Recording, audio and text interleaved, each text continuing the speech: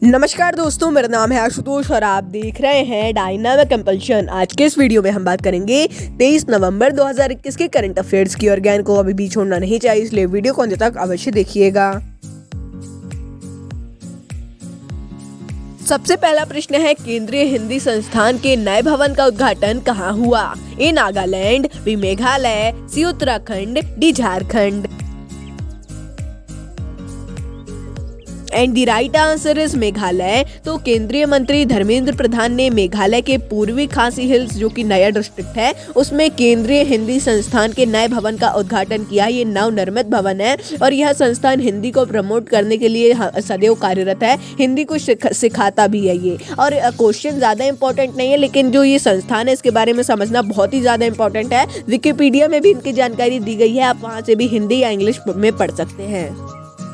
अगला प्रश्न है, बाल अधिकार पर राष्ट्रीय कार्यशाला का उद्घाटन किसके द्वारा किया गया? A Amit Shah, B Smriti Irani, C Narendra Modi, D M Venkaiah Naidu. And the right answer is Smriti Irani. तो केंद्रीय मंत्री स्मृति ईरानी ने बाल अधिकार पर एक राष्ट्रीय कार्यशाला का उद्घाटन किया है। राष्ट्रीय बाल संरक्षण आयोग द्वारा ही ये आजादी के अमृत महोत्सव के तहत ये पूरा कार्यक्रम किया जा रहा है। फोटोज वगैरह भी आप चाहें तो देख सकते हैं।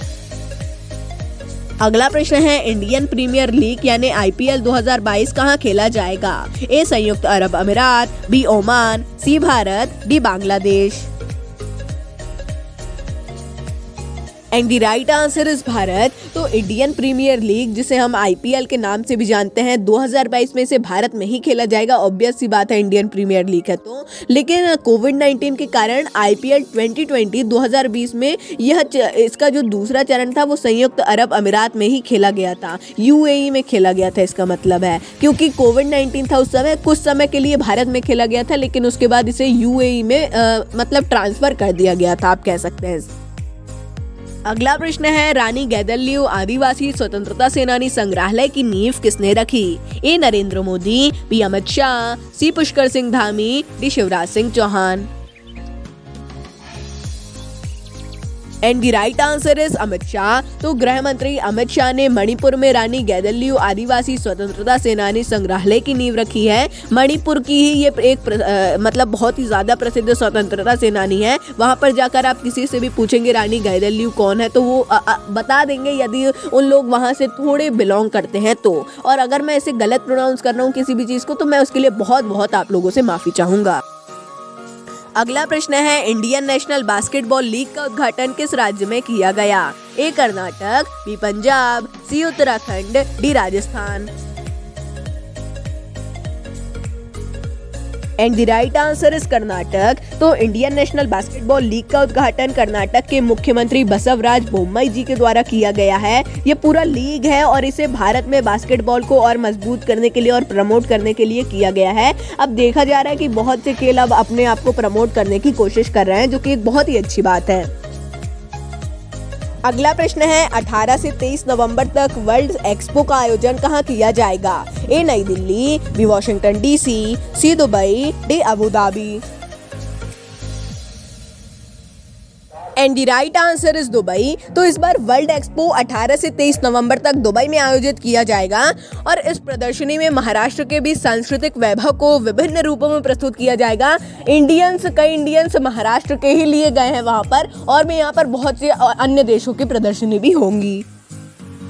अगला प्रश्न है, एफसीआई की पहली अत्याधुनिक प्रयोगशाला कहाँ खोली गई?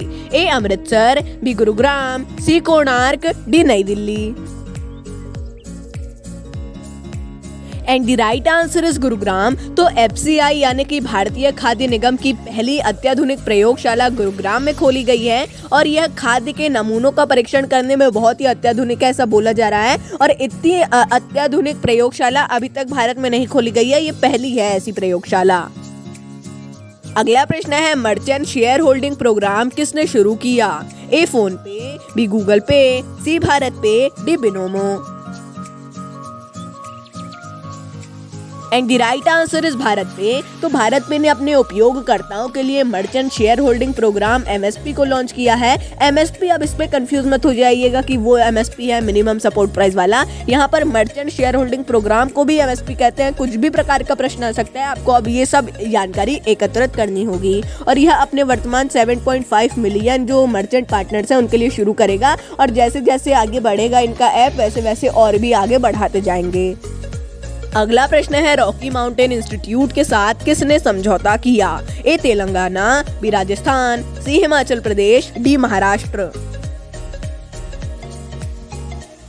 And the right answer is Maharashtra. तो महाराष्ट्र राज्य सरकार ने रॉकी माउंटेन इंस्टीट्यूट की भारतीय शाखा के साथ समझौता किया है। और वैसे ये संयुक्त अमेरिका की है, संयुक्त राज्य अमेरिका की, और यह संस्थान मौजूदा भारत में जो इलेक्ट्रिक वाहन नीति है उसमें सहायता प्रदान करेगी। यानी कि जो इसे भी ग्लासगो जो COP26 बैठक थी वहीं पे इस समझौते को भी किया गया है। अगला प्रश्न है, बोईता बंदना महोत्सव किस राज्य में मनाया जाता है? A Paschim Bangal, B Andhra Pradesh, C Arunachal Pradesh, D Odisha.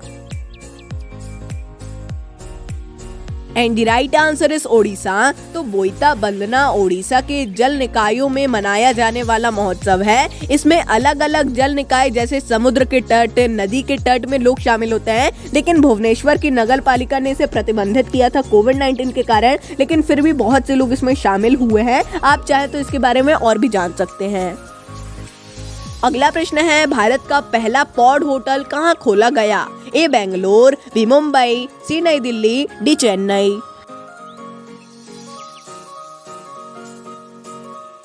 And the right answer is Mumbai. तो भारत का पहला pod hotel Chhatrapati Shivaji terminus station में खोला गया है। जी हाँ, पॉड होटल है, रेल पॉड होटल भी यदि आप लिखेंगे तो भी चल जाएगा, लेकिन पॉड होटल ही लिखिएगा, ये मेरी आपको एक सलाह है। आप फोटोज भी एक दिखाई जा रही है, इससे आप समझ गए होंगे।